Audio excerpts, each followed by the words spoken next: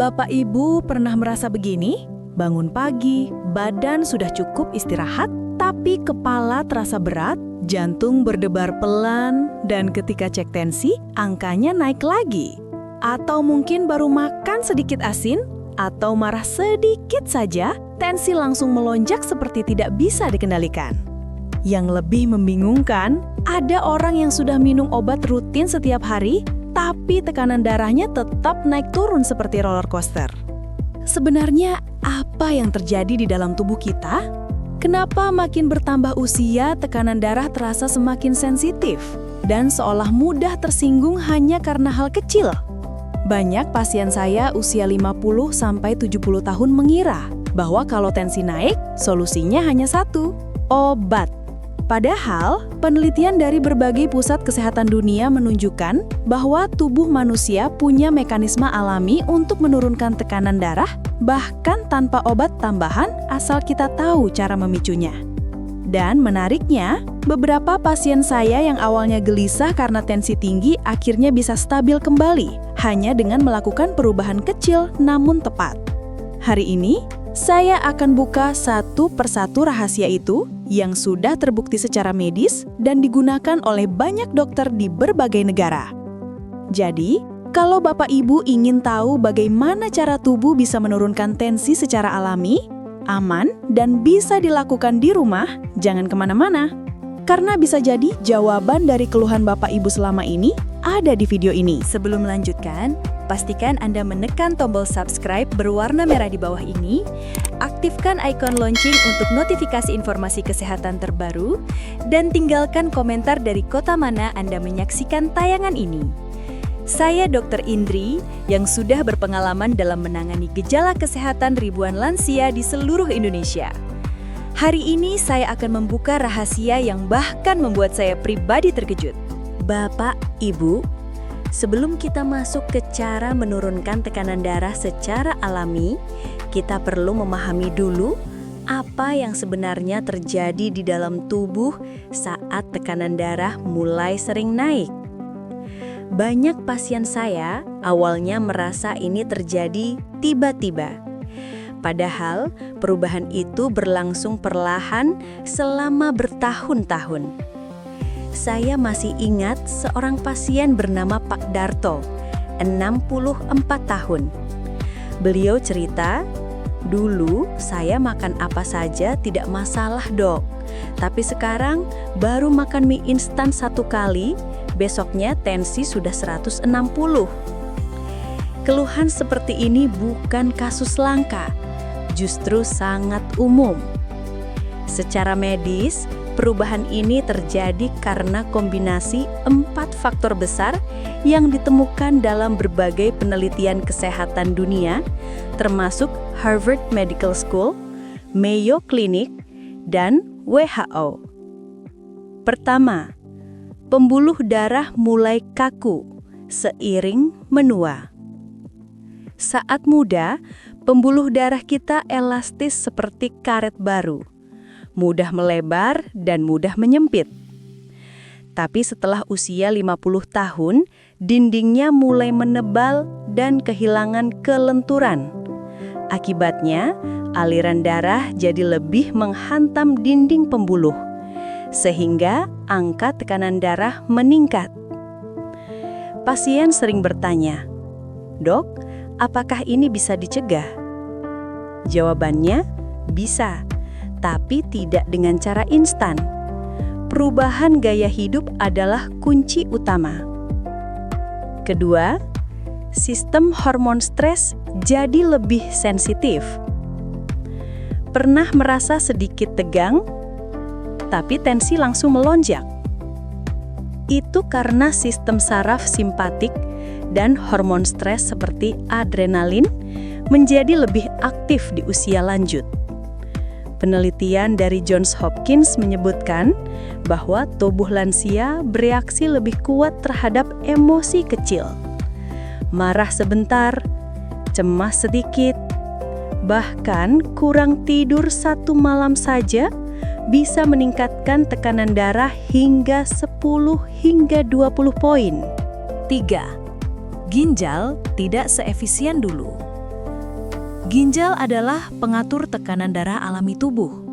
Namun, seiring usia, kemampuan ginjal mengatur kadar garam dan cairan mulai berkurang. Garam yang dulu aman, sekarang bisa membuat tekanan darah naik lebih cepat. Karena itu, banyak lansia tiba-tiba menjadi sensitif garam. Saya pernah punya pasien, Bu Sumarni, 58 tahun. Beliau hanya makan kerupuk sedikit, tapi paginya tensi langsung 155. Setelah dievaluasi, penyebabnya adalah fungsi filtrasi ginjal menurun, walaupun bukan gagal ginjal. 4. Penumpukan plak mikro yang tidak terasa. Penelitian American Heart Association menjelaskan adanya plak micro buildup, yaitu penumpukan kecil lemak dan kolesterol yang tidak sampai menyebabkan penyumbatan besar, tetapi cukup membuat aliran darah kurang lancar. Ini alasan banyak orang berkata, "Saya tidak merasa apa-apa, tapi kok tensi naik?" Karena memang plak mikro ini tidak menimbulkan gejala. Mengapa banyak lansia merasa gejalanya datang mendadak? Karena tubuh kita sangat pandai berkompensasi. Saat pembuluh darah mulai kaku, ginjal melemah, atau hormon stres meningkat, tubuh masih berusaha menyesuaikan. Namun ketika kemampuan adaptasi ini menurun, barulah gejalanya muncul. Sering pusing, kepala terasa berat, mudah lelah, jantung berdebar, atau leher terasa tegang. Bayangkan tubuh seorang pria seperti mesin mobil yang sudah menemani perjalanan puluhan tahun. Semakin lama dipakai, semakin banyak komponen yang mengalami keausan alami. Bukan rusak, bukan pula masalah besar, tapi butuh perawatan yang berbeda dibanding ketika mesin itu masih baru. Begitu pula dengan sistem peredaran darah pria usia 50 hingga 70 tahun. Banyak penelitian kesehatan di berbagai negara menjelaskan bahwa setelah usia 50 tahun, elastisitas pembuluh darah mulai menurun secara alami. Dinding arteri perlahan mengeras, aliran darah tidak lagi secepat dulu, dan jantung harus bekerja sedikit lebih keras untuk memompa darah ke seluruh tubuh, termasuk ke area-area yang sangat bergantung pada tekanan darah yang stabil. Salah satunya adalah area reproduksi pria. Banyak pria lansia sebenarnya tidak menyadari proses ini. Mereka hanya merasa, kok rasanya badan kurang bertenaga, atau bangun pagi tidak seperti dulu. Padahal tubuh sedang memberi sinyal bahwa aliran darah tidak seoptimal masa muda. Bahkan kebiasaan yang terlihat sepele seperti kurang minum air, makan terlalu asin, kurang bergerak, atau sering duduk terlalu lama, pelan-pelan memperburuk kondisi tersebut. Beberapa jurnal kesehatan juga menekankan bahwa kondisi seperti kolesterol tinggi, gula darah tidak stabil, tekanan darah berfluktuasi, hingga kebiasaan merokok selama bertahun-tahun dapat membuat pembuluh darah menyempit. Ketika jalur yang mengalirkan nutrisi dan oksigen ini terganggu, respons tubuh otomatis ikut melemah. Menariknya, banyak pria baru menyadari masalah ini bukan saat beraktivitas, tetapi justru saat bangun tidur. Morning response yang dulu muncul secara otomatis kini tidak selalu hadir. Ini bukan hanya soal hormon, tetapi kombinasi antara aliran darah yang melambat, kualitas tidur yang menurun, serta gaya hidup yang berubah seiring usia. Tapi berita baiknya, aliran darah bukan sesuatu yang permanen rusak. Banyak riset dunia menunjukkan bahwa dengan perbaikan gaya hidup, olahraga ringan yang konsisten, pola makan yang lebih bersih, serta manajemen stres yang tepat, pembuluh darah bisa kembali lebih responsif. Tidak perlu perubahan ekstrim, cukup langkah kecil tapi konsisten. Jika pada bab sebelumnya kita membahas bagaimana aliran darah melambat seiring usia, maka di bab ini kita masuk lebih dalam. Kebiasaan kecil yang tampak sepele, namun justru menjadi penyebab utama melemahnya respons tubuh pria, terutama saat bangun pagi. Banyak pria tidak pernah menduga bahwa hal-hal yang dilakukan setiap hari selama bertahun-tahun bisa mempengaruhi kondisi ini secara signifikan. 1. Terlalu banyak duduk, terlalu sedikit bergerak. Bayangkan pembuluh darah seperti selang air yang harus mengalirkan pasokan secara stabil. Namun, ketika seseorang duduk selama 4 hingga 8 jam tanpa jeda, aliran itu melambat drastis, terutama ke bagian bawah tubuh. Berbagai panduan kesehatan global mengingatkan bahwa pria usia 50+ rentan mengalami kekakuan pembuluh darah jika aktivitas fisiknya rendah. Sayangnya, banyak pria usia 50 hingga 70 tahun sudah terbiasa dengan rutinitas yang lebih tenang, duduk di depan TV, bekerja di meja, atau menghabiskan waktu bersantai. Pergerakan sederhana seperti berdiri setiap 30 menit, berjalan ringan 10 menit setelah makan, atau sekedar peregangan bisa membantu meningkatkan aliran darah. Namun kebanyakan pria baru menyadari manfaatnya setelah merasakannya langsung.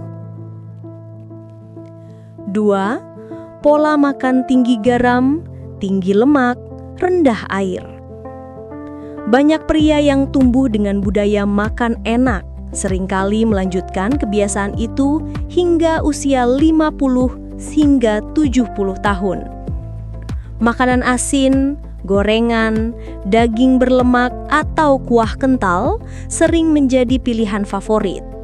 Namun, berbagai literatur kesehatan dunia menunjukkan bahwa pola makan seperti ini mempercepat penumpukan lemak di pembuluh darah, membuatnya lebih kaku, dan mengganggu respons tubuh di pagi hari. Kurangnya hidrasi juga membuat darah lebih kental, sehingga jantung perlu usaha lebih untuk memompa. Kombinasi pola makan dan kurang minum inilah yang sering menjadi penyebab utama melemahnya vitalitas harian, tanpa banyak pria menyadarinya. 3. Tidur tidak teratur, pikiran tidak tenang. Masalah kualitas tidur berdampak besar pada hormon, energi, dan aliran darah. Banyak pakar dunia menyebut tidur sebagai fase pemulihan tubuh. Sayangnya, pria usia 50 hingga 70 sering mengalami tidur yang terputus-putus akibat stres, pekerjaan, kecemasan keluarga, atau kebiasaan begadang. Ketika tidur tidak mencapai tahap yang dalam, tubuh gagal memproduksi hormon secara stabil, pembuluh darah tidak mendapatkan kesempatan untuk rileks, dan respons otomatis pagi hari ikut menurun. Ini bukan sekedar soal lama tidur, tetapi kualitasnya. Dalam semua kebiasaan ini, ada satu benang merah.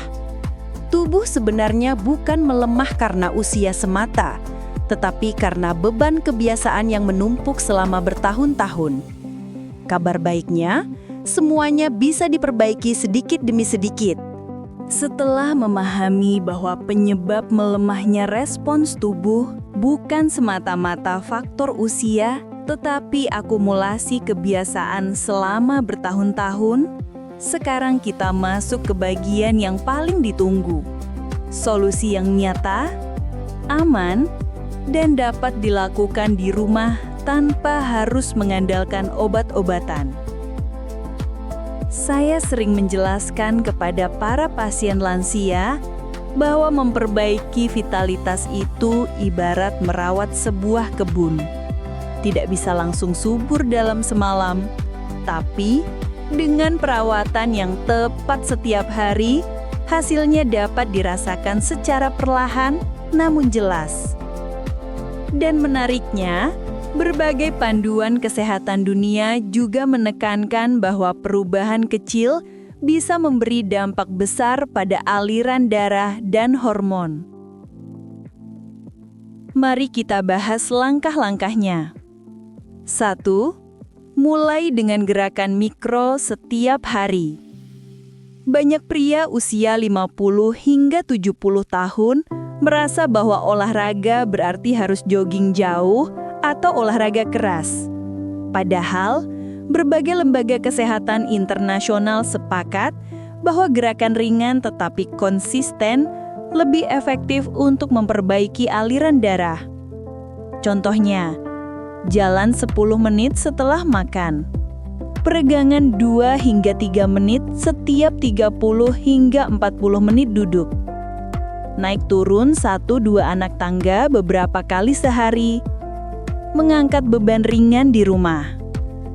Saya pernah menangani seorang pasien bernama Pak Yono, usia 63 tahun. Beliau mengeluh, tubuhnya terasa lambat merespons pagi hari. Setelah 3 minggu hanya dengan jalan kaki rutin 15 menit setiap pagi, ia mengatakan tubuhnya terasa lebih segar dan bertenaga. Ini memang bukan keajaiban, tetapi hasil dari aktivitas yang membantu meningkatkan sirkulasi darah. 2. Perbaiki pola makan dengan cara yang tidak menyiksa. Banyak pasien mengira saya akan menyuruh mereka berhenti total makan favorit mereka. Padahal tidak. Kuncinya adalah mengurangi sedikit demi sedikit dan memperbanyak makanan yang membantu kelenturan pembuluh darah. Berbagai literatur global menyarankan perbanyak buah dan sayur berwarna. Batasi makanan tinggi garam dan lemak jenuh. Minum air 6 hingga 8 gelas sehari. Perbanyak makanan yang kaya antioksidan. Saya selalu ingat seorang pasien bernama Pak Darman yang sangat suka makanan asin. Setelah saya minta mengurangi hanya 30% dari kebiasaannya, ia mengatakan tekanan darahnya jauh lebih stabil. Stabilnya tekanan darah berpengaruh besar pada kualitas aliran darah dan akhirnya ke vitalitas harian. 3. Tidur lebih teratur. Kunci utama yang sering diabaikan. Dari semua kebiasaan, bagian tidur adalah yang paling sering disepelekan. Banyak pria usia 50 hingga 70 tidur larut malam karena TV, ponsel, atau kebiasaan begadang sejak muda. Padahal, hormon yang berkaitan dengan energi dan respons tubuh diproduksi saat tidur yang berkualitas. Beberapa tips sederhana yang banyak dianjurkan pakar tidur dunia. Tidur dan bangun pada jam yang sama setiap hari. Kurangi cahaya layar 1 jam sebelum tidur. Ciptakan suasana kamar yang lebih sejuk. Hindari minum kopi atau teh 6 jam sebelum tidur. Saya pernah membantu pasien yang tidurnya berantakan selama bertahun-tahun. Setelah ia disiplin menerapkan jadwal tidur yang teratur selama sebulan, ia mengatakan tubuhnya terasa lebih hidup setiap pagi. 4. Kelola pikiran, kurangi stres. Stres membuat pembuluh darah tegang dan mengganggu aliran darah. Bukan rahasia lagi, berbagai penelitian internasional menunjukkan hubungan kuat antara stres kronis dan menurunnya vitalitas pria. Cara sederhana yang dapat dilakukan di rumah: latihan nafas 5 menit, duduk tenang sambil mendengarkan musik lembut, beribadah atau meditasi ringan, berjalan santai di pagi atau sore hari. Banyak pasien saya mengaku bahwa setelah mencoba latihan nafas saja, tubuh mereka terasa jauh lebih rileks. Kesimpulannya, memperbaiki vitalitas bukanlah perkara mencari obat yang cepat bekerja, melainkan mengembalikan tubuh ke ritme yang sehat. Dengan mengubah kebiasaan pelan-pelan, tubuh akan merespons jauh lebih baik. Bapak Ibu, menjaga tekanan darah dan kesehatan tubuh itu bukan tugas sehari, tapi perjalanan seumur hidup. Dan perjalanan itu akan jauh lebih ringan kalau kita menjalaninya bersama. Jadi, kalau penjelasan saya hari ini bermanfaat, jangan disimpan sendiri. Tolong bantu bagikan video ini ke grup WhatsApp keluarga, teman arisan, atau rekan-rekan sebaya yang mungkin sedang berjuang dengan tekanan darah tinggi. Satu share Anda bisa membantu seseorang menghindari risiko serius. Jangan lupa, tuliskan kota asal Bapak Ibu di kolom komentar, supaya saya tahu dari daerah mana saja pejuang kesehatan yang sedang belajar bersama di channel ini. Lalu tekan tombol subscribe dan like, karena dukungan Bapak Ibu membuat channel Lansia Sehat Abadi tetap hidup dan terus bisa memberikan edukasi kesehatan yang aman serta bisa dipercaya. Ingat, kesehatan itu investasi terbesar. Tidak peduli usia, tubuh kita tetap butuh dirawat, dihargai, dan dijaga. Terima kasih sudah menonton sampai akhir. Tetap sehat, tetap semangat, dan sampai bertemu lagi bersama saya, Dr. Indri, di video berikutnya. Assalamualaikum.